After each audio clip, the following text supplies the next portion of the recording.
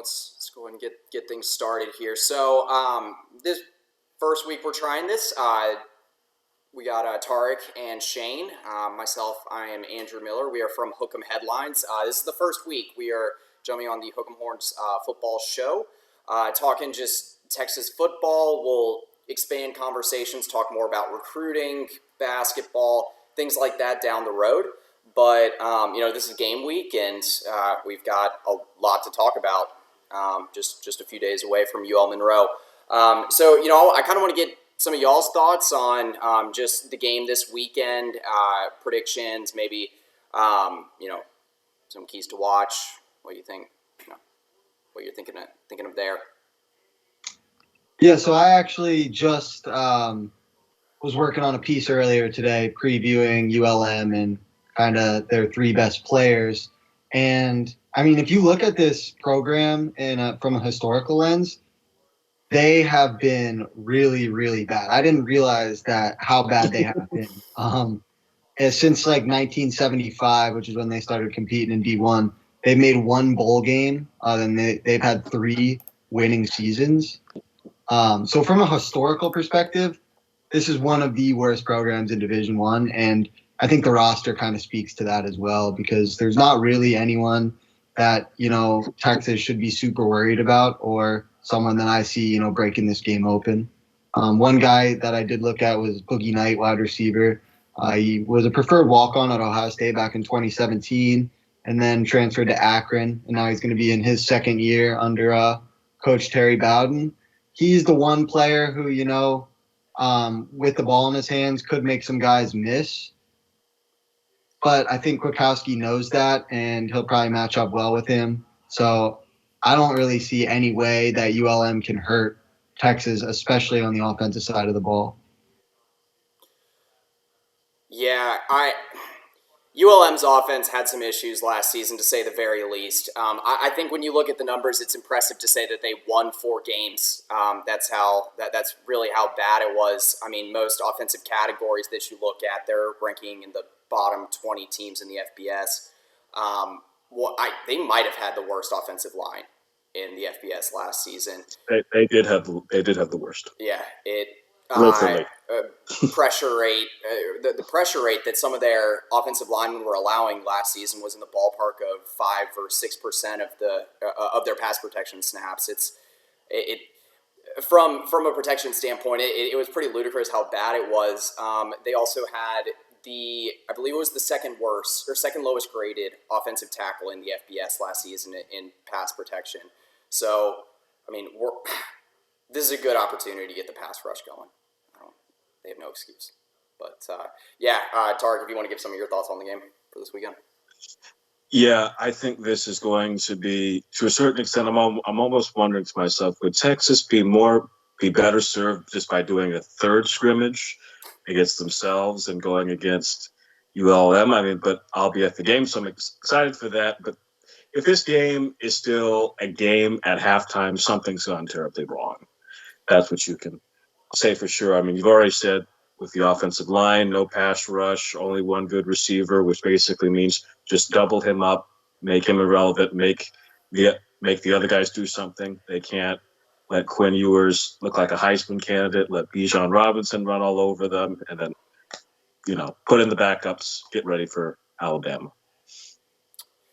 Yeah, I largely agree, where it's like there's just going to be so many phases of the game this weekend where Texas really isn't going to be tested in any legitimate way, especially compared to what Alabama can do from every position group. And I mean, UTSA's offense is one of the best in the group of 5. So again, we're not going to learn a whole lot this weekend beyond like bad things.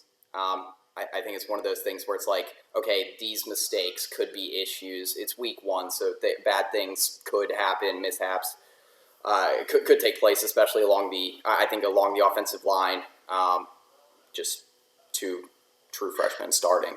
Yeah, I think what I really want to see is on offense, can Texas play very, very vanilla and still move the ball against a very bad team?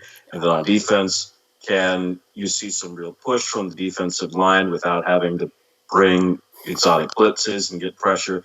If we have to blitz a lot, we're in trouble for this season. But you can do that, then at least you can say, well, Texas is doing what they should do in this game, and that's all you can really ask for at this point. And also, this is key: just don't get anybody hurt. We've had enough with Junior Angelo, Isaiah Nayor, who aren't even going to play at all this season. Just keep all your starters healthy, get your backups some reps, and get ready for week 2. Yeah, I'm of the camp that you don't risk it with guys like Alfred Collins, maybe even Jahdae Barron, Troy O'Meary especially. Don't risk further injury. So kind of playing off that, I want to know from y'all's perspective, since Sark has mentioned, obviously depth chart this week that created a lot of a stir unnecessarily. And then, him saying that we might go 2-3 strings deep on on whatever depth chart he's got this week.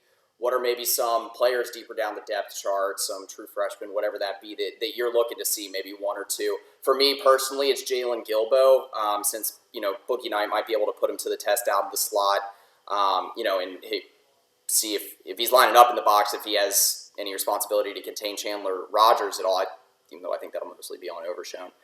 What are you kind of looking for some of these players that are going to be deeper down the depth chart? Who are you looking to see beyond the starters? So I'm definitely looking at who can step up behind Xavier Worthy, because obviously with the Naor injury, that's a big loss. And if Jay Witt can stay healthy, he's a clear number 2. But obviously Savion Red has had a big camp. Brennan Thompson in as a true freshman. Can Casey Kane or Jaden Alexis step up? I just think having a reliable, third and fourth option would be helpful. And these guys are going to get a lot of snaps to try to prove that in week 1. So it'll be interesting to see how that works itself out. I also wouldn't be opposed to seeing a lot of Jaleel Billingsley and or Jatavian Sanders split out wide a bit. I think they both have the capability to play that position.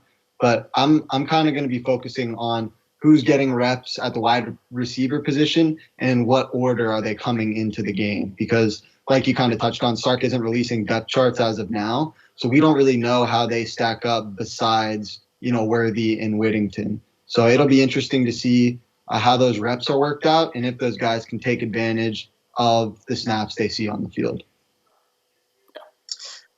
A guy I'd like to see is Jaden Blue from the running backs and Jonathan Brooks.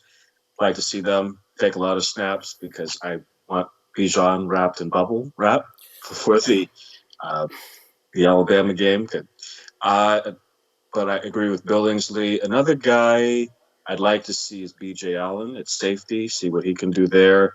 I'd like to see Terrence Brooks as well at corner. Those are some of these new defensive backs that are coming in, seeing what they can do, because one thing Texas definitely has to be, if they're not going to have a great pass rush, they definitely have to be fast in the secondary. But I think we should see some more speed there this year, so that's something I'm looking for. And also, let's see what Bert Auburn and Will Stone can do. Yep, I was going to mention that. Dicker the kicker, the guy you take for granted until he's not there. Yeah, man. Yeah. I feel fine about the punting game. I heard some good things about the Texas Wesleyan transfer. The name is escaping my mind. But apparently he had some. Apparently he had some real eye catchers, and to do that, I don't. You just don't hear that much. That someone got like a new punter caught someone's eye. I mean, I guess you do after Michael Dixon, just because it just registers now for Texas fans. But I think the punting game will be fine. The kicking game, though, Will Stone had some confidence in at first, from what I heard from the coaching staff, but the fact that it's still wide open and Bert Auburn was missing kicks in practice and in the scrimmages is an issue for sure. I want to see Malik Murphy. I know that a lot of people would like to see him this week, or that a lot of people are kind of eager to see what he can do. But I mean, I think I don't think we're going to learn a lot about Hudson Card this weekend. I would imagine he looks the same that he did against Louisiana last year, maybe a little bit more polished, just he's not playing as good of a defense. But, yeah, so I'd like to see Malik Murphy as well. You know, we got some time here, but I'd like to take a look at just kind of the season from a macro level as well and kind of some of y'all's expectations. Before getting to that, you know, we can kind of wrap up maybe any final thoughts you'll have on the ULM game, what you're looking at, you know, score predictions, anything else there. Yeah, so I think it is important that Texas gets some pressure without sending extra guys. We know how bad we were at forcing pressure last season. I think it was like 19 total sacks, which is just really unacceptable with the talent that's on this defensive line. So that'll be something to watch. I threw out as a prediction that Texas will rack up at least 4 sacks. That would be a good number to get to in my mind. I know their quarterback, Chandler Rogers, is a bit mobile, but, I mean, if we can get 3-4 sacks in this game, I think that's a good sign going forward, especially because, like y'all touched on earlier, how bad the ULM offensive line is. So if we can't eat these guys up, then there's no chance, you know, going the rest of the season that defensive line is going to be much better. But from everything I've heard and seen in player interviews, like Keandre Coburn and Byron Murphy, they seem really excited about this unit. So I'm excited to watch them go to work. Okay. Yeah. What do you have final score for the game? I'll go 58-13. I think, like you guys just touched on the kicking game, I think I don't know how often Sark is going to, especially in this game, you know, test it on 4th down. I think he wants to see his kickers in action. So I think there might be a fair amount of drives that end with field goals that, you know, in other games or other situations, they might have pushed the envelope. Okay. I'm going to say it'll be 42 Cheerio. I think we'll go shutout. Okay. All right. I see this being very similar to the Rice game of last year because ULM is even worse than Rice. Yeah, I think it's going to be more like Rice or UTEP from 2 years ago even. Yeah, I don't know. I might have been looking a little too deep into ULM the last few days because I've got it in my mind that ULM is actually going to cover. I don't think it's going to be close by any means, but I've said 51-21. I think it's going to be in the ballpark of a 30 to 35 point win. I don't think that Sark's going to risk further injuries. He's made it pretty clear that he's getting some of these young guys in here pretty early, and I don't think that Terry Bowden is going to be one to take out his starters at any points. So, I mean, I don't know. I think you're looking at a game where it's like 20 or 30 minutes is the third team Texas versus first team ULM. So, I just don't know how much separation we're going to get in the second half. But, okay. Taking a look at the entire season now, because I don't know how to get a good read on this season. This feels like the most uncertainty that I've had to a season since really the last time Texas was unranked in 2016, and obviously that season didn't end up going too well. So. What are y'all kind of expectations for the entire season? I believe the last I've looked from Vegas, depending on the sports book that you look at, win totals are still around kind of 8.5 or 9. What do you think Texas is going to cover that? I think. No, you can go ahead. I think Texas needs to due to a few things. First of all, when you look at the landscape of the Big 12 is not a good conference due to the fact, this is something people seem to forget. Texas was basically beating everyone for a large portion of each game, and Texas was not a good team last year. If they could just find a little way to close, they could have won 8 or 9 last year. So now you have, for the first time that I can remember in a long time, Texas has likely the most talented quarterback in the conference, not saying best, but most talented, I think, in Quinn Ewers. You have Bijan Robinson, who I think is the best player in the conference. You have Xavier Worthy, who's, I'm sure, the best wide receiver. You had some guys on defense. I think there's enough to win 9 games, which is important for a few reasons. One, Sark has never won more than 8 games in the season, so he needs to show he's taking a step forward as a coach. 9 wins is kind of covering. And also, if you win 9 games, that likely means you beat one of the actual pretty good teams on your schedule, and maybe a game that you weren't going to be favored in. So I think that's where you should be, 9-3, which is you might be able to sneak into the Big 12 championship. You probably won't, but you're setting yourself up really well for the next season, and you're also giving on the recruiting trail no ammo for other people to recruit against you. So I think 9 wins is where we should be at the end of the year. So, you had mentioned that you think that, obviously if we get to 9 wins, that means that we're beating one of these, probably at least one of these preseason ranked teams in the Big 12. Who do you have us beating among some of the ranked teams?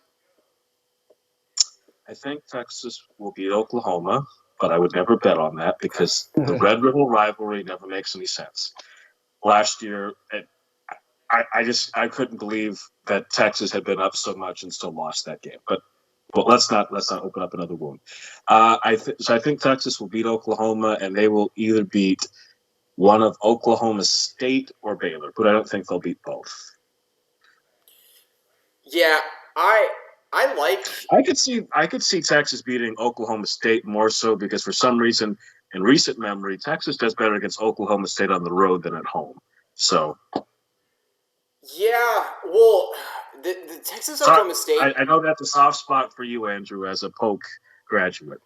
Yeah, so that's always an interesting one for me because I've seen it on both sides of the coin now. For me, a little bit of background on me. I'm doing a post-grad at Texas right now, so I literally have seen it, and then I did my MBA at LSU. So I get the whole boot, if you will, that's around this part of the country. Literally. Yeah, but, yeah, I mean, the games in Stillwater are always, it's another one of those things. The games are usually close. I think the last time that I really remember, I remember 2014, 2016, Texas won big in 2014. I remember that Oklahoma State just couldn't get anything going against Texas, against that defense, and Tyrone Swoops had a big day on the ground. And then 2016, that was just not a good Texas team, and that was a really good Oklahoma State team with Mason Rudolph and James Washington. 2018, that is definitely a game that Texas should have won. Yeah, our game was brutal. What was the quarterback's name? Was his first name? Taylor Cornelius. Taylor Cornelius, yeah, he's in the CFL now. And we lose that because Herman just has to suspend several starters in the first quarter, and then you can't recover from that. Yep. And just no safety help for Chris Boyd against Tylan Wallace, really. Very little. I don't know. It was one of those games where it just felt like Tom Herman was like, you know what, we're better than them, so we don't have to prepare. The classic example of playing down to the competition.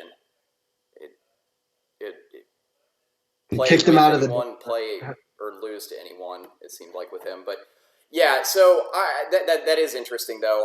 I'll actually be in Stillwater for that one. So that'll be. It'll be the last time. Probably, yeah. At least for a while. That's a good point. Let's see. So okay, Shane, what are you thinking for the season? So I think without saying it, we're all just kind of chalking up Week 2 Alabama to a loss. So if that sets us, obviously UTSA. Even if Texas played well, they just don't have enough players to beat Alabama. I agree. And UTSA, obviously, Jeff Traylor has turned them around, but that should be a win. So almost in stone, it should be a 2-1 out of conference record. And then I see Texas going 6-3 in the Big 12. I think that they're probably going to go 1-2 in those games against Baylor, Oklahoma State, and Oklahoma. And then there's always going to be one other game that they drop that, they really aren't supposed to. I know Andrew. Kansas. Yeah, exactly. If it's not, as long as it's not Kansas, I'm kind of okay. I hope it's not Texas Tech either because, I think it's going to be um, Tech. I think it's going to be Tech. yeah, I on Twitter, their Brewers fan better base not have is not ruthless. gone to Tech and then lost to them. That would be very, very bad. It.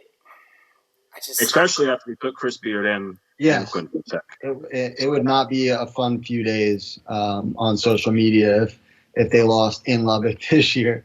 But yeah, I see 8-4 overall, 6-3 in the conference, and I think the Big 12 this year is going to be pretty like close at the top with a lot of teams finishing 6-3, 7-2. So it'll probably come down to tiebreakers when it comes to who's going to end up in Dallas.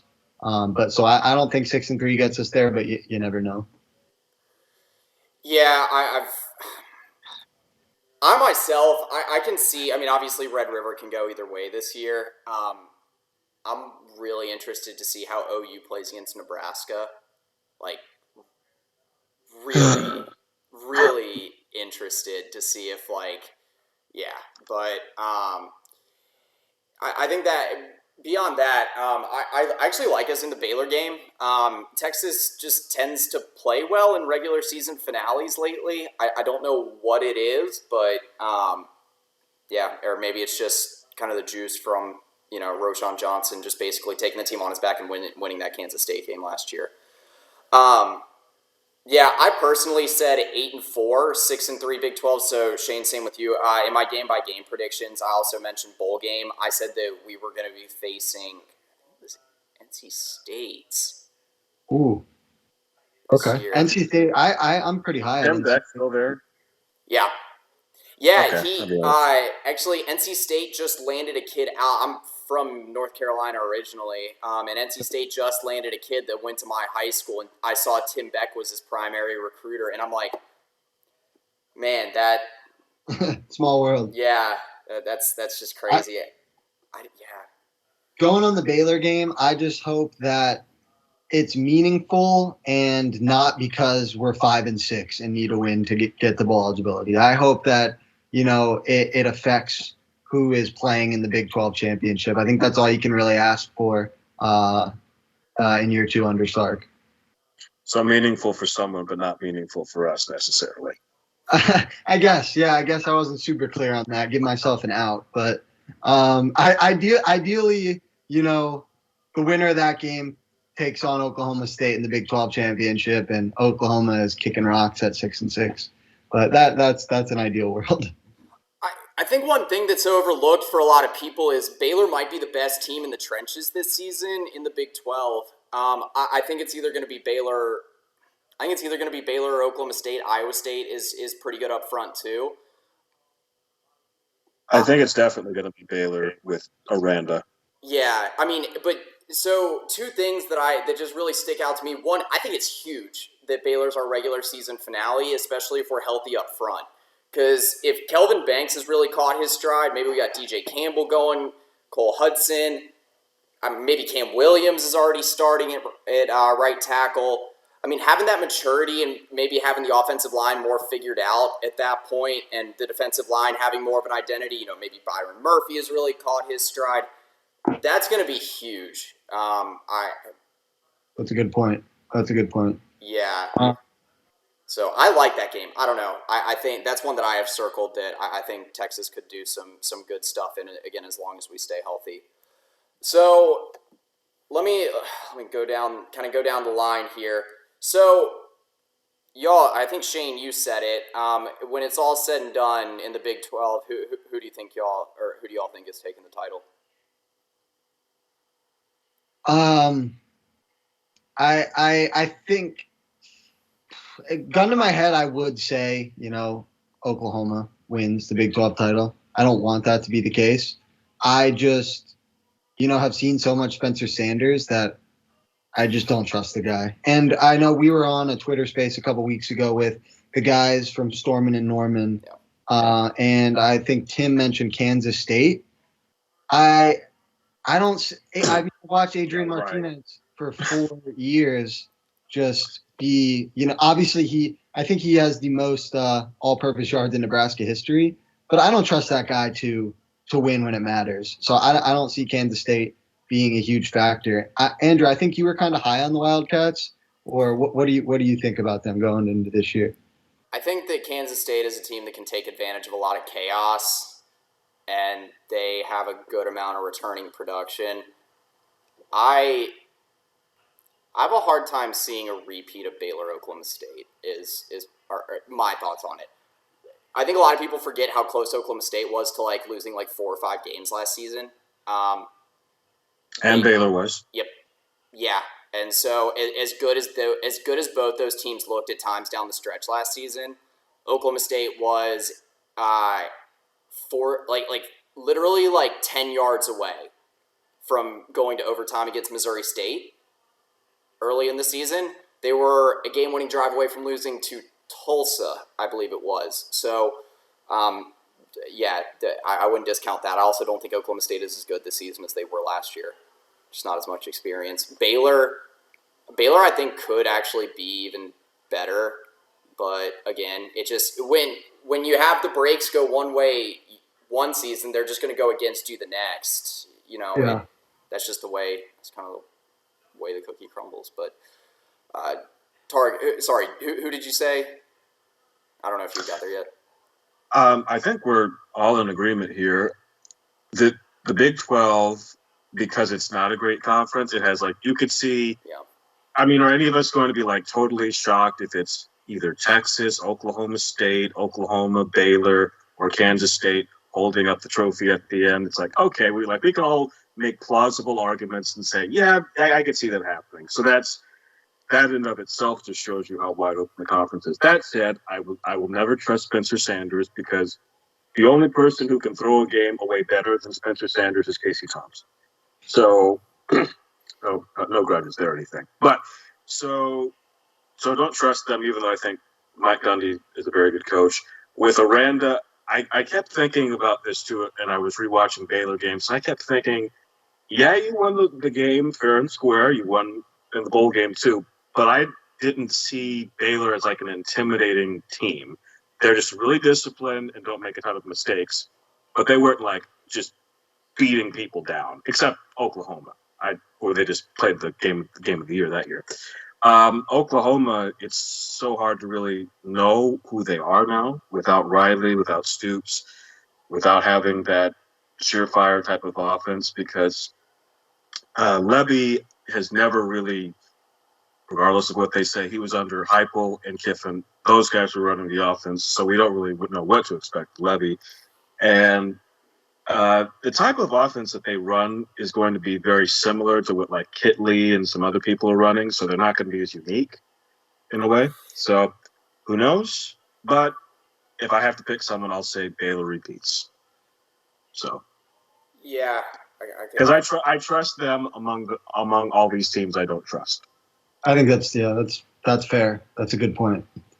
I don't think I've ever felt the odds being so good of a 3-loss team or a 4-loss team winning the Big 12. Like when you look at the end of season records, it's this year. But yeah. Yeah, that's I don't think the Big 12 champion will be heading to the playoff after that. Whoever it is. No, it's going to be cannibalism in league play. Yeah, I did want to mention, like, I think some of the more interesting teams to me, like, I think West Virginia is going to be really, really average. I don't know why they went with, like, an air raid offense when, like, now everyone – it's interesting now. This is something that people aren't talking about. You know, Rod Babers often talked about how people thought that the Big 12 was like this big air raid conference, but it's really more of a power spread conference. Well, now it's basically going back to being the old air raid because now you have Sonny Dykes at TCU, you have Kitley at Tech, you have Graham Harrell, who is the Tech guy at West Virginia, and then you have at Oklahoma, they're still basically running an air raid. So it's going back to more of an air raid type of offense, and I think you'll see even more air raid at Oklahoma because Sanders does better when it's all spread out. When they try to do the power stuff, that's when he has to do precision reads. That's when he gets really in trouble. Which is good for Kwiatkowski because Kwiatkowski does best against air raid teams. Ask Washington State and Mike Leach. Yeah. Man, I think that I think you're going to see a lot of similarities for this year. Shane, when we were on with the OU guys the other week, they had posed an interesting question of, I believe it was, what defensive head coaches are also running like a full-on spread offense in the Power 5 this year. And the one that just didn't cross my mind immediately was Notre Dame. Notre Dame, you got Marcus Freeman, but I think they're still running a spread offense there. And again, it's another. Yeah, they kept the same. They kept Tommy Reese as their offensive coordinator. Yeah. So I think you're going to see some. I mean, obviously, like it's not Notre Dame just didn't have near as much turnover. I mean, obviously, most of that staff is still intact. They just promoted from within with Marcus Freeman, but. Yeah, I think it'll be interesting. TCU is the last team I wanted to mention, just myself. Like, I think TCU is really interesting because I think they're fourth in the country in returning production this season. And usually when you have that much returning production, you have a really high floor. Analytically, they're pretty impressive. I didn't really expect it when I was looking at that, but at the same time, I like to think to myself that Sonny Dykes just really has never been a good Power 5 head coach. I don't want to dive too far down that rabbit hole just because like there's the Steve Sarkisian ceiling, but I don't know. Yeah. I think TCU could be an interesting team this year too. I just think that they're one to they're a team that's going to beat like 2 teams, 3 teams. Yeah, they shouldn't. They're always a bit frisky. But with that returning production, it's always you kind of got to toe the line on teams that underachieved but have returning production. How is it good that they return so many of their players? So I think TCU is towing that line. Obviously, got a new regime in there now, but they're definitely always going to be a thorn in the side of Texas. And that, like you said, they're going to beat someone that you don't expect them to. And although I don't think they're going to be a team that is competing for a Big 12 title game bid, I think they're going to affect the race by beating someone later in the season, and knocking them out of the top 2. Yeah. Okay. Yeah. They're just they're always so damn annoying. Yeah. They really are. I mean, lately, I guess. Lately Texas has been at least a little bit better against them, barring that the way that game ended in 2020. But yeah. So I want to get y'all's take on this again, kind of keeping the focus on the entire season here. Who is one player that maybe he's a starter right now, maybe he's not. But one player that just when we look back at the end of the season, we're gonna be like, yeah, that guy like had a breakout season. His stock rose. That just becomes like one of the big names on the team, household name that isn't now. Ja'Tavion Sanders. He looks the part. He's like he's doing the blocking now. Steve Sarkisian has coached a lot of great tight ends. Fred Davis at USC, Austin Seferian-Jenkins at Washington, so 2 Mackey Award winners. He's also used Billingsley and other tight ends at Alabama, so he knows good tight ends. So when he says Ja'Tavion Sanders has the best hands on the team, he's saying something. So I think Ja'Tavion, especially when you consider, because of how big and athletic he is, you could see Ja'Tavion Sanders playing a similar role to what Kelsey and George Kittle play in Kittle in San Francisco, Kelsey in Kansas City, that just relief valve for Ewers as he gets going. Because I think Sanders is so big and so fast, he's going to be open a lot. And also, Sark is really good at scheming people open. So Sanders is my guy. Yeah, I think that's a good pick. I'm going to go with Byron Murphy on the inside. I mean, he really came onto the scene in the latter half of the 2021 season. And word from, other media people down in Austin, from coaches, from players, is that, Murphy's just a freak. And I think he could be, the next guy on from the Texas defensive line that goes into the NFL, makes a big impact. And I see him being a big reason that this Texas defensive line is mightily improved during the 2022 season. Yeah, there's two that I like here. The first one, yeah, I mean JT Sanders, I think is definitely the best answer when it comes to that. I mean, I did something earlier this offseason where I was kind of looking at the way that Sark used Austin Seferian-Jenkins at Washington, and it's just like JT Sanders, like just his physical traits and his overall ability, his versatility. I mean, he really is like an Austin Seferian-Jenkins on steroids. I mean, Seferian-Jenkins was like a top 10 tight end in the NFL for a little while in the last decade. So it's like, his potential is just off the charts. There's two that I'm going with. I'd say there's one deep sleeper, and just the more I keep looking at it, the more I kind of like what he might be able to contribute. And I know that he's kind of been the trendy pick lately, but I really like Diamante Tucker-Dorsey. We just don't have that many instinctual linebackers lately. We really have not. Yeah. I get that, like, I mean, especially Overshown is more physically gifted, and that Overshown is probably still going to be flashier than Tucker-Dorsey this season. But I mean, I know this has been talked about a lot, but they're like, if Jalen Ford and Diamante Tucker-Dorsey are as good as they've been on paper throughout fall practice, and even for Ford a little bit during spring ball, Overshown's going to be able to do things that he wouldn't be able to do otherwise. He's not going to spend as much time chasing down missed assignments. He's going to be able to be freed up to be an edge rusher more when there's advantageous matchups. There's just so much more he can do. Tucker-Dorsey is an underrated playmaker in pass coverage, and with some of the struggles that Overshown has had picking up on some of those assignments, I just think that Tucker-Dorsey is going to do a lot of the dirty work this season that we just haven't really had the personnel at linebacker to be 3 or 4 deep like Texas can be this season. On the offensive side of the ball, Targ, I think you mentioned him earlier, but man, I really like Jonathan Brooks. I think there's a good chance that he could be RB1 next season. We'll see. I know that's a bold. Cedric Baxter's going to have something to say about that. Yeah, I was going to say with Ced coming in, I know that's a bold statement, but I think I was looking at some of the numbers, and man, this is off like 21 carries, so this is just it's not really a valid sample size, but you can get really, really carried away when you're looking at some of the film for Jonathan Brooks. I need to see it against someone that's not Kansas or Rice. Yeah. But it is pretty crazy. He led the country in elusive rating last season for PFF among running backs that had at least 15 carries. He's got a lot of Tony Dorsett in him.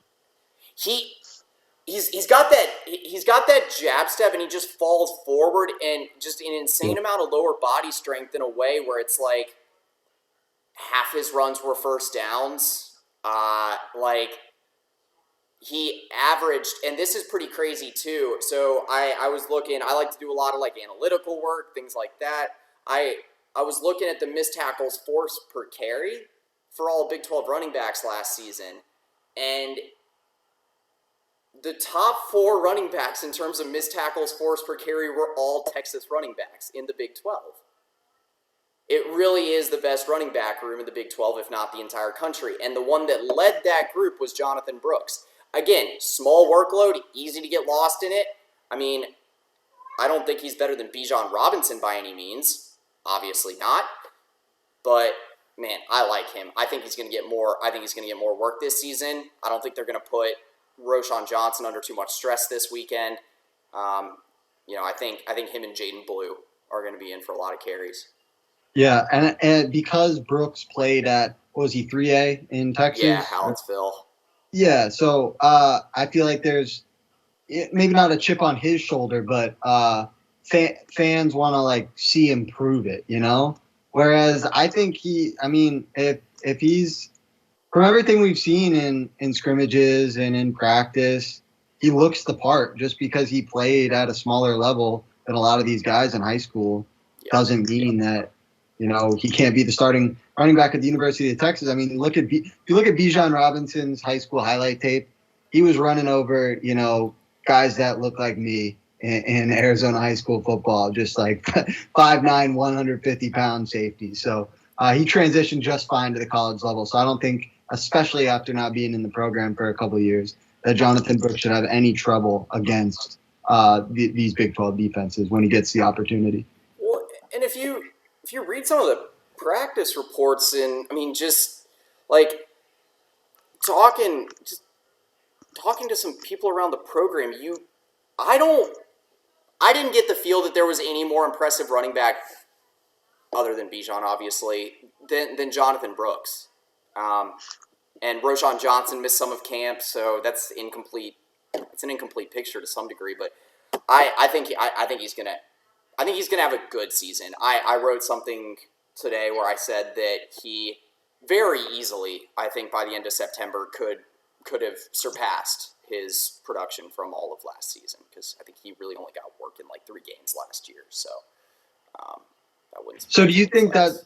So what do you think that is? Is that going to be a product of Sark just going to him more often? Because there's still, if you count Keelan Robinson, 3 guys ahead of him. Yeah. So what do you think that will be? Why do you think that Brooks is going to get more touches this fall? I think because when I was watching Keelan Robinson last season, Keelan Robinson is going to be a very situational running back. It is underrated how well Keelan Robinson can find the gap between the tackles on delayed handoffs. I did not realize that until last season. It just didn't. In watching some of his film before, I did not notice that. You would not expect it from a guy his stature and with his speed. So I think he can still do some of that where, like, you can give him the ball on 2nd or 3rd down, especially if you're up big, and, like, he can take some of those carries. For one, I don't think they're going to push Roschon that much this weekend. Okay. For 2, Jonathan Brooks has been getting 2nd or 3rd team reps for most of camp. So I think he's already there in the running back pecking order. The 3rd thing is I don't quite think Jaden Blue is fully ready yet to be taking a whole lot of carry.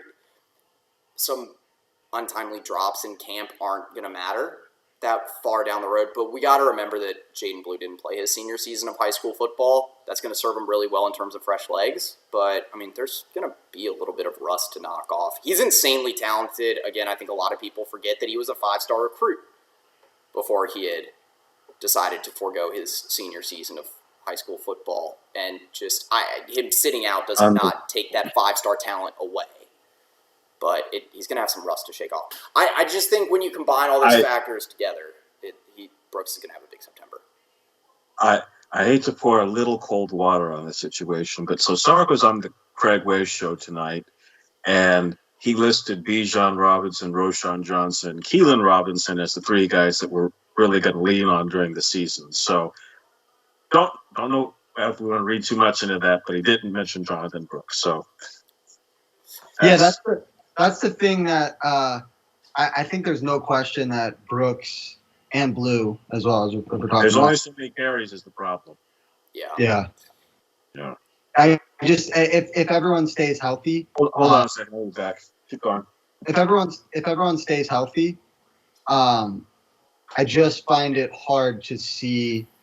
Obviously, you were talking about in your article the first month of the season, but I think Brooks is going to be a good player at Texas, and Blue for that matter. But I find it hard to see them getting many carries if everyone stays healthy in the running back room, like especially in Big 12 play.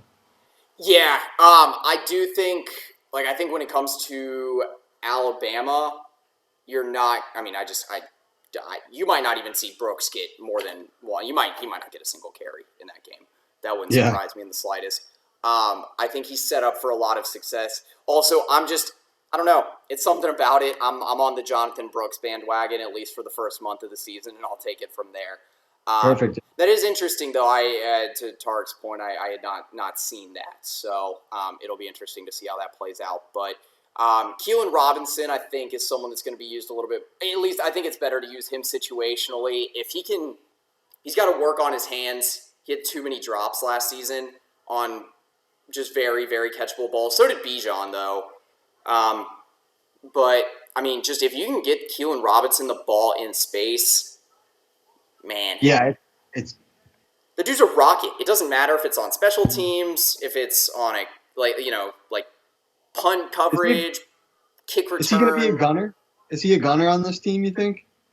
I think so. I mean, he's just one of those guys that he's just one of those guys that you can't really keep. It's weird. He's one of those guys that you can't keep off the field, except sometimes the actual position he's on the depth chart for. Like Yeah, that's funny. But yeah, it's a good point. I do. Keelan is too good to keep off the field for the entire game. That's just the fact of the matter. But at the same Yeah. time, like, he's not your every down running back. That's for sure. He's because Roschon Johnson's your second every down running back, and I'll stick with it. I think Jonathan Brooks is your third. Where Yeah. Mm-hmm. I just think Keelan is more of a situational guy, but it's an interesting conversation to be had for sure. I guess this is the last thing I really wanted to jump into here before just kind of like opening the floor for any discussion in general.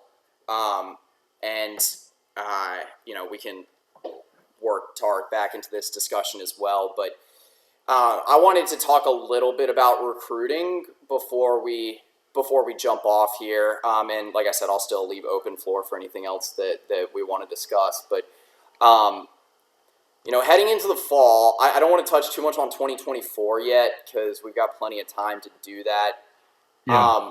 What are one or two? I don't know, and I don't know how much you follow high school football, but one or two guys that you're watching this fall, or maybe for the next few weeks. I mean, this is just not this coming weekend, but next for the Alabama games, just like a massive weekend in terms of visitors. So, 2023 guys, who are you watching? So I'll start off by saying that I was not upset, but I looked on Max Preps, a couple weeks ago to see when Isidore Newman's first game was, and it said, September 2nd. So I didn't realize that. I guess they had some sort of exhibition last week. Yeah. I wasn't really tuned into that. I was a little disappointed because I think every Friday night you're going to have at least some sort of pulse on what's going on with Arch Manning, because I don't know. That's just our duty as people who cover and follow the Texas program. But I think Jalen Hale is a guy that is. I mean, he's electric, and I think Texas is right in it to land his signature. At a long view, I think that he is going to be a fun guy to keep track of, and someone that could be in the burnt orange as soon as January. And then I know Arch has been hard. He's been recruiting hard with everyone, but his first name's Taviano. Javian Toviano. Yeah. He's another guy that I'm gonna keep close tabs on, because anyone who Arch is reposting a lot, on Instagram or anything like that. Yeah, I think there's a reason for that, and I think that means he wants that guy in this class. So that's kind of my almost like my lame rule of thumb going forward this fall is follow Arch Manning on Instagram, see who he's reposting, and keeping tabs on those guys. Yeah, it's crazy. So you mentioned Arch and his whole Tarek. I'll bounce it over to you here in a moment. We're talking about just like one or two 2023 recruits that you're watching this fall. But it's funny you mentioned Arch and him recruiting other guys, because his pull on the offensive side of the ball is so insane. Because I mean, I have little doubt in my mind that Cedric Baxter is going to a school or is committed to a school in Florida right now if Arch Manning is committed to Georgia or Alabama. Now, if you look at his ability to help recruit Texas on the defensive side of the ball, obviously his commitment doesn't hurt. But and there could definitely be other factors in play here, but I look at the way the Anthony Hill situation went, where it's like, you got people from the Manning family in contact with Anthony Hill and his family, like what was it, same day he committed? I'd have to go back and check the timeline on that, but like you got communication with the Manning family and some Texas defensive priorities here that like was like really drumming up some buzz at the time, and then you out of nowhere it seemed, or I mean he was in College Station, but then you have Anthony Hill just kind of abruptly committing to A&M, and I don't know. Toviano is one that They should call 12th man bag man. oh I go to Texas A&M. I'm telling you that's what's going on. oh yeah no they're taking full advantage of NIL. They're it's just, and I mean I don't. Texas A&M is definitely able to recruit better in the trenches or just in the defensive front than they are anywhere else. I mean that, like, if case in point, A&M does not land Evan Stewart if you flip that 5-7 record to 7-5 for Texas last season. Even, I mean, You just won that Oklahoma game. I think he commits that weekend. exactly. Yeah, he was looking for reasons not to, and that 6-game Yeah, losing streak gave him every reason not to, and so. I look at it. I look at Arch. But could you imagine this week if it was Quinn Ewers, Xavier Worthy, Whittington, and Stewie? It would be so fun to watch. It would be crazy, but not just that. I mean, what else? Like, how many other recruits went elsewhere because of Denver Harris would be another one. Yeah. Yeah. Bryce Anderson probably. Cam Dewberry, probably. Dewberry, yeah. Luckily, we filled that. I think Dewberry was always going to end up at A&M unless Texas just made it impossible not to go to Texas. If Texas had maybe I'm just games, getting lost in some of the recruiting magic that Kyle Flood had. But that's fair. I mean, to me, if you had the choice of NATO or Dewberry, I'm taking NATO. Okay. So. Even after, I mean, it's too early to say. Even after the slow start, though. Well, I mean, isn't Cam Dewberry kind of? They're probably about the same spot. What I like about NATO, besides his aggressive nature, is you could use him at a lot of spots. You could see NATO as a center. You could use him as a guard or a tackle, and I think for Dewberry, he's just going to be a tackle. Yeah.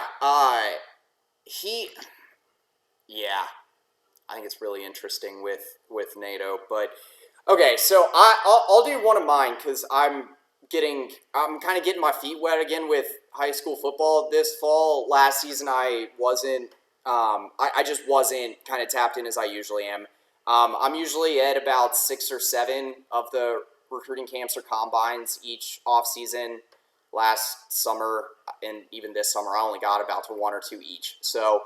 I'm kind of jumping back into it. It's just this year, especially. I'm in the DFW Metroplex. I'm about 2 miles from South Oak Cliff High School, so I want to see. I'm going to South Oak Cliff game tomorrow. I'm interested to see Billy Walton and Malik Muhammad.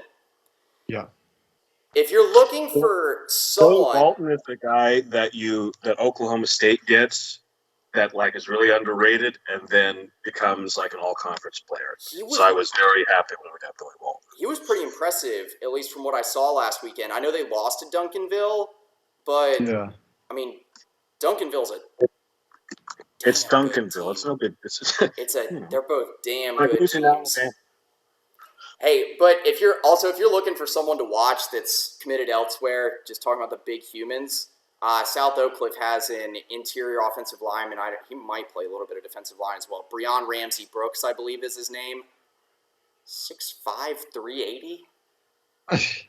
He's committed to TCU. Low 3-star kid, but man, he's something to watch. So definitely something there. So I'll just go through really quick, just because I can ramble about recruiting forever. But you touched on Jalen Hale there, Shane. I think that's a obvious one. Jonte Cook and Arch are both pushing really, really hard for him. I mean, Jonte Cook has turned his day job into recruiting Jalen Hale. So one for me, and then I could almost give a 1B here. One big one for me this fall is going to be, and this is a party line at this point, but is Damon Wilson, 5-star edge rusher. I don't particularly like Texas's chances at the moment, but man, we need that type of talent coming off the edge, I think. I don't know. We'll see if Texas can push for that and continue to kind of get some Florida magic there, but that's one to watch. My 1B is going to be Marcus Deal, 4-star defensive lineman coming out of Garland, Naaman Forest. Deal's a better offensive lineman than he is a defensive lineman, but he's pretty set on playing at defensive tackle. I think he's got some of the size that kind of makes him an intriguing fit, kind of that true defensive tackle position. He's got good feet, he's got good hands, but he's just not. He's just not going to be a body mover the way that you would like most defensive tackles. I think to be heading into the SEC, but I mean he's talented, and it sounds like this is a battle that's coming down to probably Texas, TCU, and Georgia. Last one I would say, if we don't land Jalen Hale, it's obviously going to be a lot of attention on McCall Harrison-Pilot. I actually really like Harrison-Pilot. I think he's going to be really good wherever he goes. I like him better as a DB than as a wide receiver. I think he'd be really good. I like him a lot. I just think he's a better DB in college. Yeah, I mean, he covers a ton of space. His instincts are crazy, too. He's such a smart player. Yeah, I mean, I think he can thrive wherever. It's just that's so difficult to say. Here's the weird thing with me is that I don't know if Brennan Marion is pushing for Kyle Parker, the LSU commit, because like Texas had their chance to get Kyle Parker, and they let him go, and so I don't know if they're using Kyle Parker as like a 1B option if they don't get Jalen Hale and they miss on McCall Harrison-Pilot. But if your plan is to take 5 wide receivers, why aren't you just going all out for MHP and Hale? I don't. Are you, Shane? Do you want to go first? No. You can go ahead. Well, I think they'll just take 4 if they get Hale. Yeah. And I think that they should get Hale, but of course, when you're recruiting, you get Saban, and you're recruiting against Jimbo Fisher. Never say never until the letter of intent is signed and sealed and delivered and all that. And even then, that doesn't matter because transfer portal, but we're not going to get into that. So, yeah, I think they should get Jalen Hale. This will be a very interesting group of wide receivers because you'll have a lot of size in Wilson and Hale. You'll have a lot of speed with Cook and Niblett. Niblett is just, wow, he's so fast. So that would be a great haul, I think. And then the question becomes, how do you play all these guys? But Sark has done that before. So, but I think especially if you don't get Toviano or you don't get like Braven Rogers or something like that, you should definitely take Pilot just as an athlete and tell him, okay, we'll let you try at receiver, but if that doesn't work, we're moving you to defense and see how that works out. That's what I would do. And I think at the wide receiver position, I mean, Sark has shown, obviously he's shown an ability to, he's shown that when he has his like 3 guys, he'll just keep them on the field and go to them. So I almost think that it's more important to target, the top guys on Marion and Sarkisian's board rather than, go 5 deep. Because you go 5 deep, if like the top guys work out, the other guys aren't going to see the field anyway, So, I mean, I think obviously they're putting most of their efforts towards the Jalen Hales of the world, but I just think in Sarkisian's offense, if you get, 3 really good guys, obviously injuries happen, but it doesn't matter as much who's 4 through 6 when the top 3 are so solid. Yeah, there's too much buzz coming out of the program right now that like the wide receiver room is going to look completely different again in 2023. I mean, obviously, just with this class that's already there, that's going to be true to some degree. You have 1-year guys. You have Tariq Milton. Who knows if Ajayi Hall is back on the roster next year? But I next completely year. forgot He about better be back by Texas Tech. Yeah. I mean, Yeah. it'll be interesting to see how Sark handles that situation. But my cousin, who's a big Bama fan, he said, right, I think it was a little salt in his wound that Hall left, but he gave the forewarning of, when you're keeping track of the program, day in and day out, there's a lot of things that are gonna, like, Hall's name is gonna constantly be in the cycle, which Yeah. isn't the best. He's got a long way to go. He's got such a long way to go, just personally and like on the field. Even he was not super impressive in practice. I don't know. Yeah, I remember watching Alabama's 2021 spring scrimmage, and he had a couple ridiculous catches, and then he also had some drops. And it's like, I don't know, he seems one of those, he's like a big play, flashy guy, but does he not do the little things correct? I mean, he clearly hasn't proven it off the field, so I wonder if that translates to on the field as well.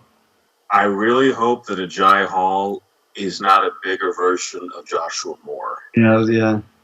Because Joshua Moore had that amazing ability to make like a crazy, like I remember at Baylor, he made the first touchdown, which is a really tough catch, and then dropped several open balls, fumbled the ball, and then dropped the ball, and it became an interception when we could have gotten, Joshua Moore like single-handedly gave Baylor that game, kept Baylor in the game, and then they took over the game. So Yeah, he was so good in 2020. Also, like at time, not the entire season, but like just stretches where it was like this guy's a fucking star. Like, and then other times where it's just like, yeah, he just looks like another pedestrian wide receiver. I don't know. Yeah, that's interesting though. So on the recruiting front, the last thing I wanted to mention, one guy that I just feel like will end up in this Texas class because I do, man, while I would love to see Damon Wilson sign his name with Texas on signing day, I just don't think that's going to happen. It's just, that's one of those things where it sounds great, but it's too good to be true in my mind. give me Akana and give me Shelby, and I'm good. Yeah, I think I was going to say that. I think flipping Braylon Shelby is going to be very doable. If you're just looking at flips on the board, they're still going to push for Colton Vasek. That's probably not going to happen. I'm just going to go ahead and say that now. Akana, I like where Texas is sitting right now too.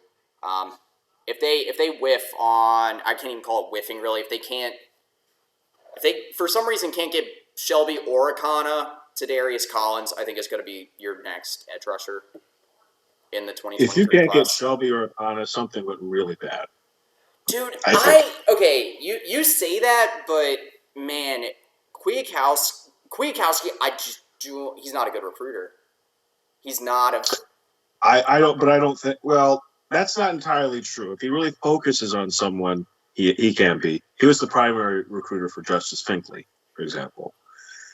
Yeah. So he can be, but and I don't think in these cases. Now, I don't disagree with what you're saying, Andrew, at all. But I think in the case of Bosick, that wasn't a problem of PK or anyone else. This is I've already lived in Austin. I want to go somewhere else. Yeah. I want to go to Oregon, so we'll split the difference and go to Oklahoma. Okay. Shelby, hey, I want to go to LA. Like, okay, these are things that are like not in your control, and you can still circle back to these guys and bring the back in.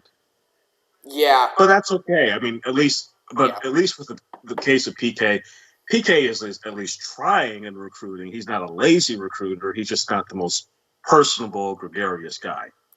And it's good. I actually thought one interesting guy that we had was Anthony Jones. He was a commit that PK brought with him from UW last offseason. I wanted to see how he did with one of these just off-kilter edge rushers. I'm sure y'all have seen some of the profiles out there, like seen some of what he did at Washington. It was never your standard edge rusher that he had producing these big numbers. That's personally why I think Overshone is going to have such a massive season as an edge rusher, compared to like last year even. He was already the most effective edge rusher that we had. Pressure rate, win rate, he was the best. Not even edge rusher, just pass rusher. So, I mean, he's bulked up a little bit. He's focused in. You got Gary Patterson on his side, which I'm just reading the tea leaves here. I'm not going to just oversell the Gary Patterson thing because I think so many people just want to talk about that over and over and over again. EK is a better defensive mind than Patterson. Sorry, that's the stats don't lie. I would agree, but one thing that I'm really excited for with Patterson is how much havoc he can create up front. The amount of times that Texas fans have watched wild things happening in the trenches and then Texas quarterbacks going down against Gary Patterson, and I don't know. He schemes up some crazy stuff. I think he's got flaws, especially with his offensive game planning, but that's why I just don't think he's going to have a role on that much on offense. But I do agree. PK he's got to be better at layering concepts along the defensive front. It's got to be less defensive linemen taking up space and more defensive linemen actually making plays off the line of scrimmage. Anyway. So I'll open up the floor here. We've talked about the season, a little bit about the game this weekend, and then recruiting as well. What do y'all got? Any kind of final points? Anything else? I would just say on the PK point, it's very cliche, but one of the people always say one of the definitions of insanity is doing the same thing over and over again, expecting different outcomes. I think that's kind of what PK ran into last season. Hopefully Patterson can come in and, like you said, spice up the looks. And honestly, just as a program during the 2022 season, it's as simple as, don't look better in the second half than you did in the first half, because we were on the complete opposite end of the spectrum of that last year. And I would almost prefer our teams to finish stronger than be, those fast starters that fade out. Because, I don't know. Put it this way, if we were 5-7 last year, and I mean 5-7 is unacceptable, but the way we went 5-7 was just so, gut wrenching and unfortunate. So that is just something that I want to see. I'm going to be focused on is how Texas plays in the second half of these games. To our audience, it's going to be it's not saying we're going to have a bad season, but it's going to be a long season. We'll be here for you. We'll get through this together to be your kind of a therapy. So that's one thing, especially after next week, because I have a feeling that the Alabama game is going to go one of two ways. It's either going to be like a really good game where Texas keeps it close, but Alabama eventually wins, things like that, or it's just going to get really, really ugly and really, really quick. So, but either way, we'll be here to pick everyone back up and get you ready for UTSA. Yeah, that Alabama game is going to be. I hope with the playoff expansion that people stop scheduling these crazy out-of-conference games that don't make any sense. Yeah, I mean, I think to some degree, I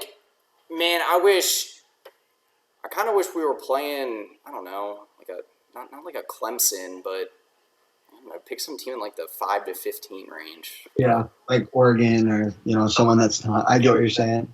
Play just for old time's sake. Play USC so I can get revenge on Lincoln Riley. Oh man, that would be so much fun. And get revenge on the guys who fired him for obvious reasons. Yeah. That's double motivation. No, that's true. Yeah, I've heard this and I've thought this where it's clearly it was a different team after the Oklahoma game than it was heading into it.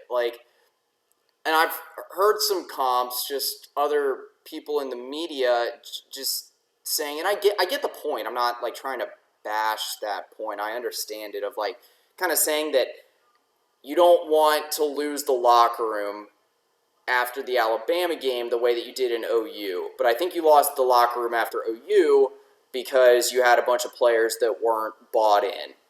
I don't, and again, not to name names, but I think people understand who those players were. You could see the effort at the end of the games and see who that was. I don't necessarily think you have that anymore.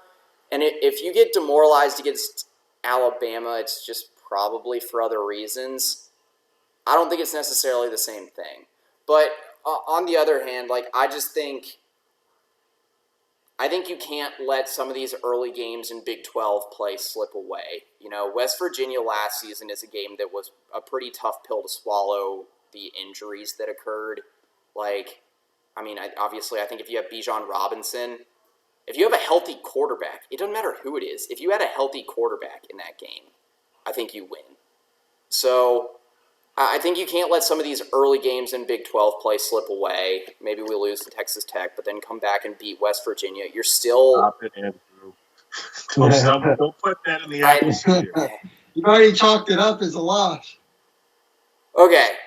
You know what? Let's go into Red River. What would that be? A 4-1 record at that point. Yeah. Yeah, it'd be 4-1 just like last year. Yeah. So, yeah, regardless of what happens during the non-conference slate, because I think UTSA is dangerous, but Louisiana was dangerous last year, and actually Texas put together one of the most complete games of the season. Definitely. Against Louisiana. It was a completely different team than we saw almost the rest of the season. Maybe barring the Texas Tech game. You have to... Yeah, it sounds dumb, but you have to keep the locker room. You have to keep the players engaged. And at this point, man, you have to stay healthy. This was my last point, is that I'm not trying to leave this on a negative vibe, because I really do think the receiving core is deeper this year. I can't stress enough how big that loss of Isaiah Nayor was. That yeah. I really think that losing Isaiah Nayor probably takes one win away this season. I think he's that type of impact where it's like, if you've got Isaiah Nayor and Xavier Worthy, who the hell's defending that? Like, you have two guys that could be in the NFL and in the 2023 class that could be day 2, day 1 picks. But I ultimately think that we're going to see a lot of what Sark can do with all of these wide receivers that fit his scheme. Yeah. And, you've got the perfect tight ends to make up for what you lost in ways.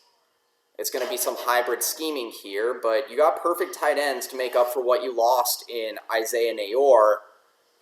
I think the ultimate point I'm trying to get to here is that,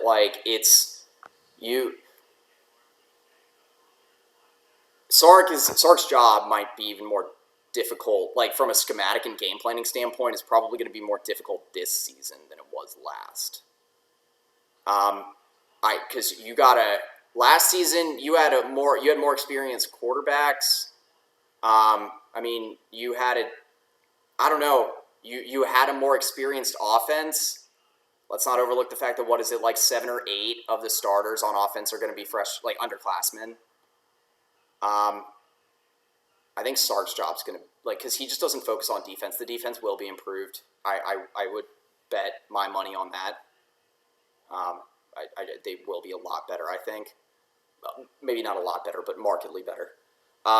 Sark's job is going to be more difficult this season, and this is where he will earn his pay, along with guys like Brennan Marion, Kyle Flood.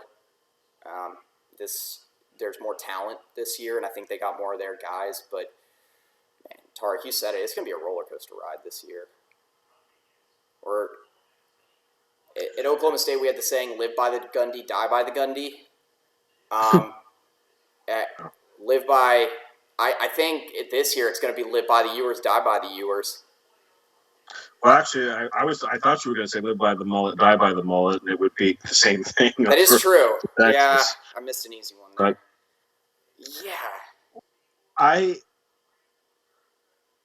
It's just so hard to say what exactly is going to happen with Texas, which is going to make every game interesting. Yeah. I definitely agree with you that losing Isaiah Nayor is a big blow, as is Junior Angelo. But I do think there's still enough talent to win 8 or 9 games if you can coach them right. I think that Texas has more weapons this year than they did last year, especially on offense, because I think, take the great example I always use is against your Pokes, Andrew. Yeah. Right, is what Oklahoma State did was like, all right, we're going to cheat up, we're going to stop Bijan, make the quarterback beat us deep. I think if you have Quinn Ewers in that game, you win because they're not going to be able to do that. That's going to let Bijan get open. Yeah. I think they're going to spread Bijan out, split him out wide, use him a lot like Sark used Najee Harris in his last year. Especially now that Bijan is bulked up, I think you're going to be seeing him getting lots of touches. So there's still, you lost Nair, yes, that hurts. But this year, you have guys like Brennan Thompson, Savion Red, Jatavian Sanders, Jalil Billingsley, where last year it was basically just Xavier Worthy that you could count on. And, of course, let's not forget, knock on wood, Jordan Whittington stays healthy. I think was getting ready to say fine. that. We need him healthy so badly, man. He's able to work between the numbers. God knows he's able to work the numbers out of the slot. He's just so quick. He is such an underrated, I think an underrated route runner, but what he can do after the catch is so vastly underrated that, yeah. But anyway, I think the grand point I was trying to make is that we're going to learn a lot about how well Sark can coach this season. Yeah. Absolutely. I would just say one more thing. Both you guys mentioned how it's probably going to be a roller coaster of a season. I think even more micro than that, in each game, this offense is going to go through stretches where Ewers has a couple bad turnovers, and then there's going to be stretches where, they score 2 touchdowns on 4 plays, because I think there's just going to be a lot of it's going to be a volatile team this year, going both ways. Yeah, well, Shane, Tarek, thank you both for joining. This is the first episode of the Hook'em Horns football show. I would like to get something else up before we kick off this weekend.